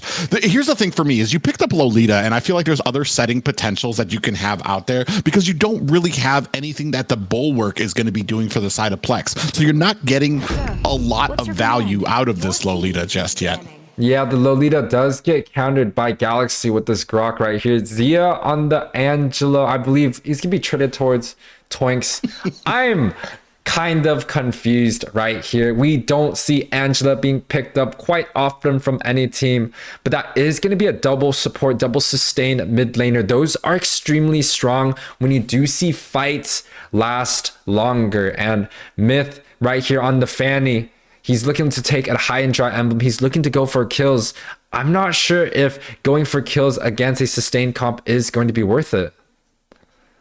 Yeah, and that's kind of the problem when it comes, especially with an assassin. I'm looking for ACKERMAN here to possibly be picking up a tankier jungler just to kind of counteract the side of the assassin on the side of AKASUKI, because that means in the early game you're really going to be looking for a huge advantage. If you're the side of AKASUKI, the only way that you're going to be getting an objective is if you already rush that lane, make sure that that's clear, and have this huge advantage for that turtle. Otherwise you're going to get kind of countered out by the thicker, tankier compositions of Mobile Legends right now. Yeah, I think the side of ACKERMAN, they could be potentially setting up for a Fredrin tank jungle, especially with a double sustain. That's going to be extremely hard to deal with. They have Galaxy on this set, but if they grab up a Fredrin and they grab up an Akai, that might just be the end of AKASUKI. Now, draft finalized. AKASUKI choose to ban out 2 of the assassin heroes that Kush does use, but the heroes that are available still, the Ling, the Akai, the Barats, also the Fredrin. domain. Yeah, interestingly enough, I don't really look for a Ling to be used here just because Lolita does have that dashing stun that she can do. Chalice isn't going to be a great target with that go away for the Ling. So probably looking more for a Karina, a Tankarina, or that Fredrin, like you mentioned there. They both accomplish kind of the same thing, especially when it comes to setting up these opportunities at the objectives. Kadita has been taken off the board as well, and a very strong XP laner here pick up for Jules Cutie with that Lapu. Yeah, we saw the Lapu Lapu come in on the first game. Galaxy, he grabbed up 4 kills on that top side using Brave's fighter stance, stunned up 3 targets. That's the versatility of that hero. That's the power of the Lapu Lapu. We saw it first prioritied, especially in the first or the second game. But now Jules Cutie able to grab up this powerful hero on the second phase of Fast. And what the heck? And all this being locked in by Kush. So, I mean, this is just showing the confidence of the side of ACKERMAN right now. Definitely seeing that they can get, because there is a lot of farming that you need to do to get Aldis's stacks up there to where he's actually doing a lethal amount of damage. But if you have your old team synergy down, your rotations are great. I mean, there's not really a hefty order for the side of ACKERMAN, and something that you're going to have to watch out for on the side of AKASUKI. While our last pickups look to be the Toinks on the Cho, and Hoy is going to be picking up Julian? What? Possibly. What? Zia? Angela? Wait. They haven't switched yet, so we don't really know. What I do think is going to happen, Zia on the Cho going for the gold lane. Toink's going to be on that Angela. Just kind of, walking around with the oldest, making sure he can farm up. Not really too surprised from the draft of ACKERMAN's side. Just maybe the 1-3-1 and a little bit of a different jungle pick. The side of ACKERMAN has the Fanny, got that Julian. Those are heroes that the side of ACKERMAN won with the game too. So I do think they have a much better chance picking up those heroes, but it still is going to be an uphill battle as we go into the Land of Dawn. It is the game 3 of the series, the best of 5 between ACKERMAN and AKASUKI here. Yeah, pressure is on for the AKASUKI as they need this game. They need this win if they want to have any more life left in this series. Pretty much the cleanup for the side of ACKERMAN here. We're trying to see if AKASUKI have the strength to go ahead and put up that fight. Yeah, we're talking about the strength. There is a couple of early game factors that I do think is advantageous towards the side of AKASUKI. You have the Fanny using the pie and drive once again. That just means it's kill focused, it's kill oriented. You have an Angela on Toinks right here, but again, the Angela is unable to stop a Fanny, especially when he's just at your face. And you also have that Lolita for disposal, but Hui getting caught out. Yeah, it does take a little bit of damage. Is wisely going to go ahead and use those chains to sticky ACKERMAN into the ground there with a nice root. Yeah, and we're only a minute into the game. You could already see Plex blocking out some of the damage, making sure that Hui is able to grab up this level 3 as soon as possible. Top side, Zia going down. Oh, Zia actually in a little bit of trouble. Chalice putting on the damage, is not going to be able to find the kill, and that is unfortunate. Now we have a little bit of a gauge here at the purple buff. You see that Kush able to go ahead and pick it up. Myth swinging back and forth, does not get the kill. Toinks able to take him down. Oh, 1 minute 30 seconds in. The gold leader is still even, but the side of ACKERMAN's able to grab up that kill onto the Fanny. That's going to be extremely tough going in. You already see Myth already down a level. The turtle is going to be spawned in 20 seconds. Chalice on the top side, making sure that he's able to grab up some of these golds here. Yeah, and you see Zia coming in, trying to put on some damage. Now we go down. Jules, Cutie, and Hoy. Oh, nice little contract. Chase Fate comes down, able to pick up the kill. Actually, Galaxy goes down there. And now we are still trying to put on the damage. Nicolette takes down Hoy. Jules, Cutie comes in with the bravest fighter stance. Is not able to connect with that stun. Yeah, it's a 1-for-1 trade on the bot side here. But the side of AKASUKI able to grab up all the gold plating on this top side. That's going to be huge, but Zia goes in. Yeah, it does activate that go away to help assure the escape as the Heart's Guard reaches Zia. Yeah, but the flicker was wasted by Zia, unable to get the catch. Hui grabbing up this gold during this mid lane. He should be able to just waltz his way out. Gets Twinks relatively low here. Oh, a nice little pull in there from that Shadow Stampede from Nicolette, doing a great job pulling him back into the targeting of that tower. Yeah, Kush is able to pick up this turtle the way the dragon.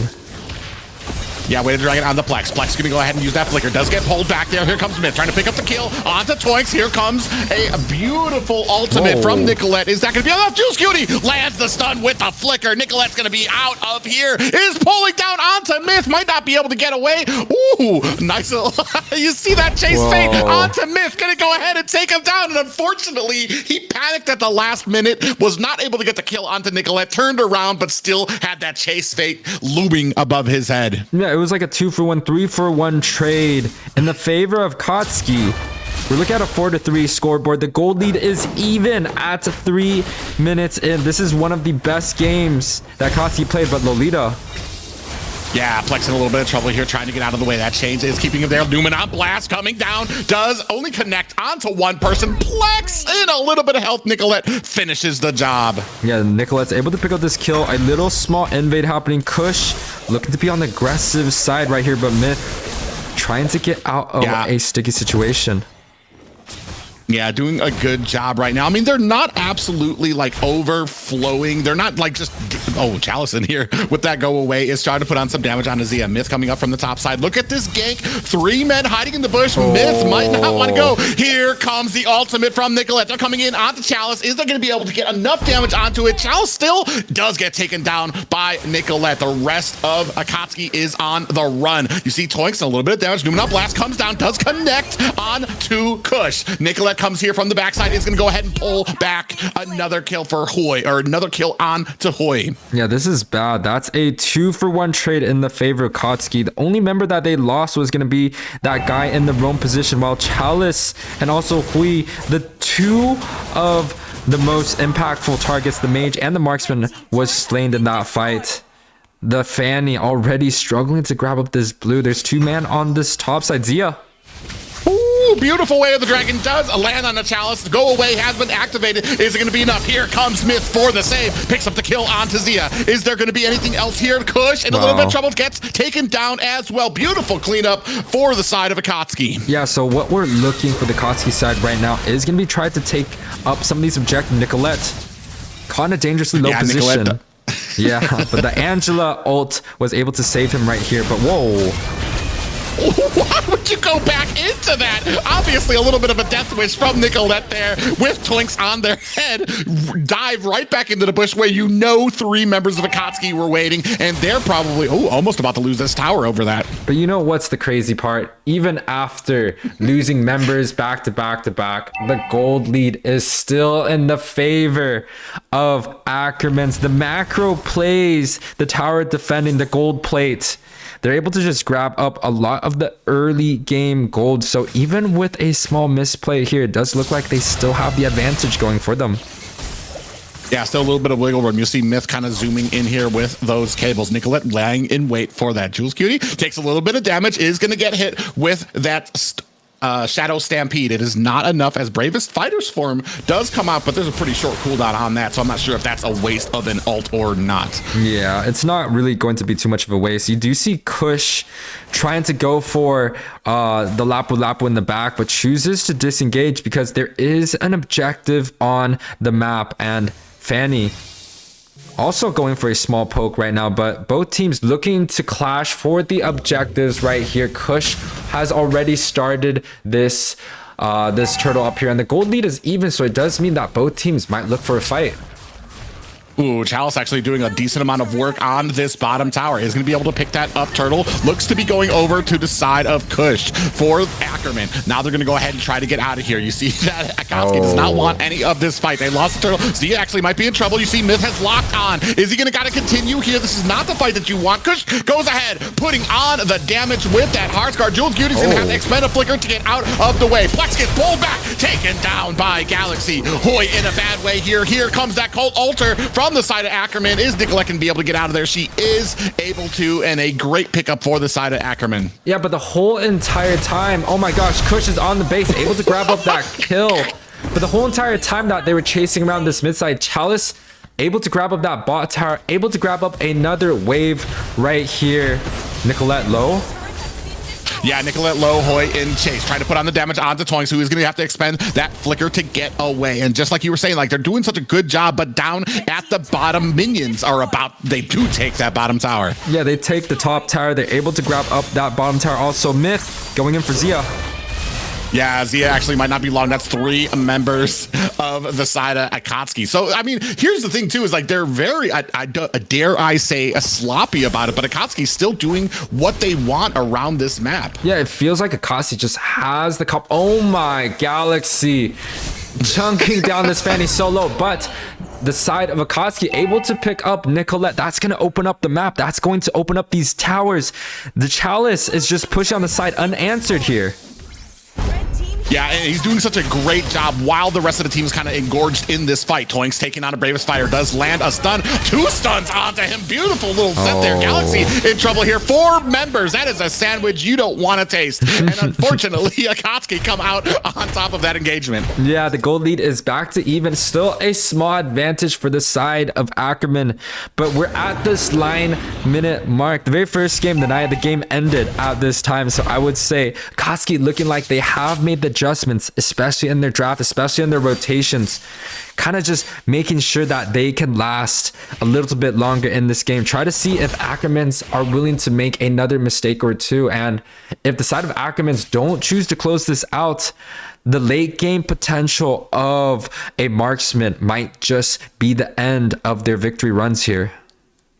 Yeah, and right now I'm thinking if I'm AKASUKI, I want to take down this mid tower. I need this mid open so that I can open up the jungle a little bit for these chases. We do see a way the dragon does land on. See it going deep into it. Hoi gets taken down by Galaxy. In comes Myth with some of those chains. You see that ultimate has been activated by Nicolette. That Cult Altar Chalice is down and out, ready for and willing with that go away. AKKERMAN is forced to disengage from that, only able to pick up the 1 kill, saying that Zia gets taken down at the bottom lane. Yeah, it was a 1-for-0 kill until Zia was picked up by the Fanny here. Jules QT Braves Fighter stance. Bravest Fighter with the flicker does land that stun. Toinks gets taken down, and now we have a pull onto Jules Cutie, but they don't want any part of that fight. Looks like a great position for AKASUKI on this Lord. Not much that AKKERMAN can do. Can they take it down? Can they come together as a team with the synergy? Half on this Lord. Still trying to put on the damage. Here comes Nicolette in there. Are we going to be able to take it down? Nicolette does get a score onto Myth, and we do see the Lord going over to Hoi. AKASUKI, get this Lord. And Kush actually might be the next in line to get taken down. The AKASUKI has the revenge and blood on their mind. Deep into the back line goes Zia, putting on the damage onto Chalice, takes down AKASUKI's marksman. We are not done yet as Hoi goes ahead, puts on the damage to Nicolette. Zia looking to try to put on more onto Plex, who is trying to disengage. Toinks follows close behind Zia. In comes Bravest Fighter from Jules Cutie. Do we land a stun? We missed the stun on both players. Jules Cutie is trying to get in there. Plex gets taken down, and now Jules Cutie in a bad way between 2 AKKERMAN members. He doesn't care. He has blood on the mind, takes down 1. Zia is the next one online, and they clean him up smoothly. I don't know. Is that a 4-for-4? Is that a 5-for-5? I don't know. They just kept spawning. It was like one person died, one person spawned. Everyone was just clashing onto this Lord, but the Lord does go into the hands of Hui from the AKASUKI. You can already see some damage coming in, but the side of AKKERMAN doing a very good job defending this Lord off. The gold lead is still even. Jules QT looking at the mid side. Yeah, really wants to get this mid tower. Bravest Fighter stance comes out, but they make quick work of him. Still haven't been able to transition a lot of these kills into solid objectives. Yeah, the objectives have not been coming down. AKKERMAN just kind of understands how to defend in these situations. It could be that the side of fight. Oh, Numenon Blast coming down onto Nicolette, who gets taken down quickly. Hoi with the kill there. You see Kush coming in there with that contract haste fate. It's not going to be enough, and Chalice doing a great job. Look at them chunking down onto Galaxy with that doll in the range. So they're doing such a great job trying to pick them down. And if AKKERMAN's not careful, I mean, this is still an even game, basically. It's because of the marksman pick. Chalice on the Melissa. This is one of the highest picked hero in that gold lane position, especially in professionals. We're talking about 1-1. We're talking about Melissa and maybe potentially a Claude or a carry right here. And with the Melissa on the board, it's really hard for the side of ACKERMAN to be able to counter out that because they don't have a marksman themselves. They have a Chow, and it might just be the answer. Chalice might just be the one that grabs AKASUKI's first game here. A little bit out of position. Aldous. Well, especially with somebody who Kush in a little bit of trouble here is trying to get away. Heart's Guard has been activated. In comes Myth. Does decide against going in there. Oh, actually, Kush, Chase Fate has been activated. He decides against it. Just kidding. Did go ahead and disengage from that. And now they have another tower here that they are looming and trying to defend. Meanwhile, up at the top, you can see that Zia doing a great job trying to push those lanes. Now we are fighting for this purple buff on the side of AKASUKI. Plex going in deep. Does land a stun. Kush is going to have to disengage from it. They don't want any side of that purple. I think they were just trying to see if they used that retribution. Myth didn't, so they are still going to have this retribution up for the Lord. Great engagement there to protect their what little they have left of their jungle. Yeah, that was a 4-man invade from AKASUKI with the Chow on the top side. He does go for the way the dragon. Yeah, Myth gets taken out and surprise on his way to this purple buff. Jules Cutie gonna try to make him suffer, but does miss that bravest fighter. Zia coming in there. Heart's Guard on his head. He is gonna go ahead and use that flicker to create the distance from AKASUKI. Yeah, that is a 3-man lurk. Zia does die right there. Yeah, not only costing him a life, but this is going to be the end. Oh, I was going to say that the end for Toys, but here comes Galaxy and Nicolette with that Cold Altar coming down. Now he's Plex with a beautiful Numenon Blast and a flicker onto all the teammates of AKASUKI. Now we are trying to put on the damage. Nicolette is on the run with Galaxy and Toys in tow. On the top, you see Kush taking a heap of damage. They are starting to chase, and now the Lord coming up from the top lane. Nicolette going to get out of here. He's going to use that Shadow Stampede from outside the map. That's illegal. Here comes Myth. Does land the cutthroat, but it doesn't take anybody down. But Jules Cutie is there to finish up the job. Kush able to take down Hoi. Chalice finishes it up, and this is a 3-for-1 trade in favor of AKASUKI. Yeah, it doesn't seem like the side of ACKERMAN has the response for Chalice right now. Chalice kind of just free hitting. Aldous was able to get to the team fights relatively on time, but when it comes down to the go away from the Melissa, and also that Trinity build where you go for something like a Demon Hunter Sword, Golden Staff, and a Croatian, it's going to be really hard for any melee unit to get onto Chalice, and I do think that is the job is going to be onto Zia to be able to grab up Chalice, or else it's going to be a little bit too hard. Well, and that's the problem is I feel like they gave away the Melissa without anything to go ahead and combat it. Conceal play here, going for Galaxy. I'm not sure that that's the target you really want. A Grok there to try to put on the damage, but he's going to go in for it anyway. Does land a cutthroat, but that only takes Galaxy down to about 1/3 of health. Yeah, so second game, 15 minutes. You know, we're at this 15-minute mark. We're heading into the super late game. All the items coming in from both teams are going to be relatively maxed out, especially on the damage dealers. You do see Melissa full build. You see the Aldous also at full build. And the rest of the members are just finishing up their last defensive items here. 16 minutes. Gold lead is so close. Yeah, starting to put on some pressure onto this top tower. Plex comes in. Numenon Blast coming down. Galaxy's going to have to escape with that Cult Altar activated. Nicolette might have activated a little bit early. Nope, enough to go ahead and save her teammates, but they lose this tower. Starting to see signs of life. Contract Chase Fate has locked in. Myth gets taken down. Not much of an answer there as Plex trying to put up that bulwark to protect the rest of her teammates. Chalice actually in a bad way here. Separated from his team. Does he still have that go away? He doesn't. Here comes Zia from the side. They're going to go ahead and put on the damage. That's going to be all she wrote for Chalice. The rest of the teammates going to go ahead, try to get out of this, and a nice bulwark there. Does block it, pop up onto Toix, taking a lot of damage. Comes in there using that flicker, but not enough to escape Jules Cutie, who flickers himself. So we did see Zia get that flicker off, looking like a small another re-engage. Yeah, Plex kind of coming in there. Another cult altar from Nicolette sitting in here and heading off the charge. Plex doing a great job sitting in between her team members. Oh, Plex goes down. Pulled back from Nicolette on that Shadow Stampede. Just want to point out that Zia was able to get the target that AKKERMAN was struggling so hard to deal with. It was that Melissa with the Wave of the Dragon or even a knock-up. He should be able to one-hit the Melissa, but any other units coming in, it's just going to get punished. And we do see right here Nicolette looking like Jules might go in for her. Not really a worthy target for Jules Cutie. I mean, especially with how mobile that Nicolette is. Been doing a decent job, but I mean, if you've looked at some of these scores, you wouldn't think that this was one of the top 8 NACT teams. It feels like AKKERMAN kind of being a little lackadaisical about it, kind of very, I want to say, widely kind of going for a lot of these objectives.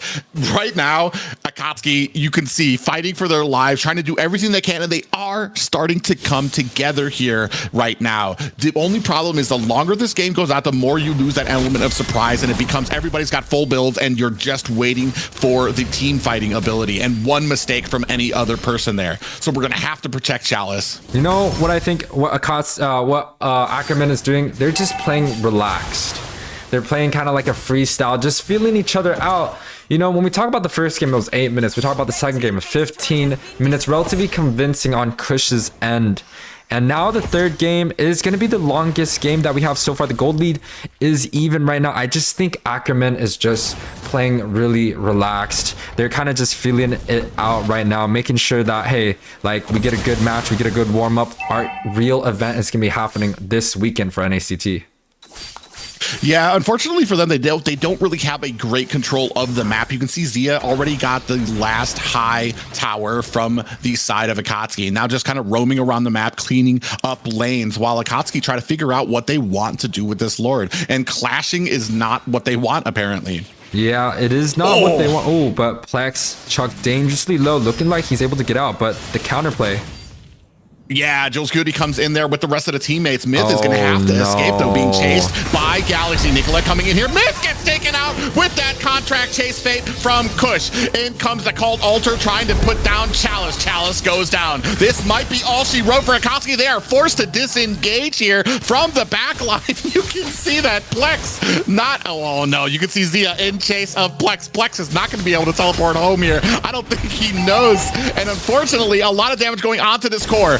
It's taken down to about half health. Jules Cutie trying to come in here and defend it solo by himself. We do have Kush coming down there. Nice stun. Lands on him. Plex gets taken down by Zia off screen. And down goes Jules Cutie. I'm not sure there's enough here. In fact, that's a full team wipe. This might be game over for AKASUKI. In fact, it is half health. This is going to be all she wrote. Your champions here, ladies and gentlemen. That's going to be AKKERMAN. Woo! 20-minute game. Congratulations to the side of AKKERMAN. Dominating fashion. This is a 3-0 of a best of 5 series. Again, this is the 5 versus 5 Battleground battle arena for the North American server right here. Again, AKKERMAN right here. 20 minutes. The scoreboard is 27-27. Nicolette getting that MVP once again right here, and Kush with Zia following really shortly behind. You know, they just have the team comp. It wasn't a great comp in my opinion. The Angela Aldis, I felt like it was a slight troll, but they're able to grab up this victory any less. A 3-0 fashion right here. Now, some of the data is coming up, Private.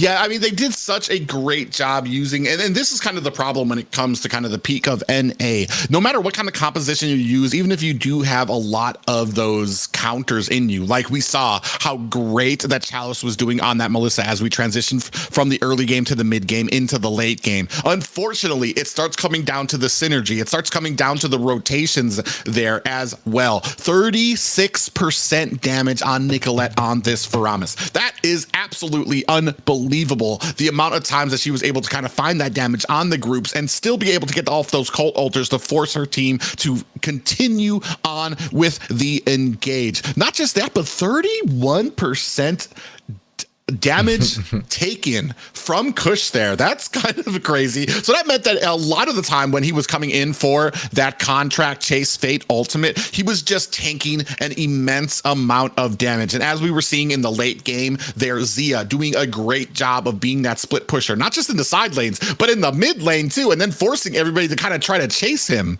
Yeah, 100% the side of ACKERMAN played this game so well. Once again, congratulations to ACKERMAN right here, winning the first ever Mobile Legends Battleground Arena tournament.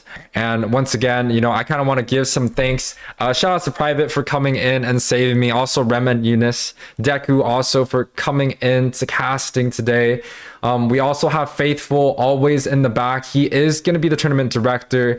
He controls all the invitations to everything, making sure that everything is smooth sailing in this tournament. Private, a couple last words.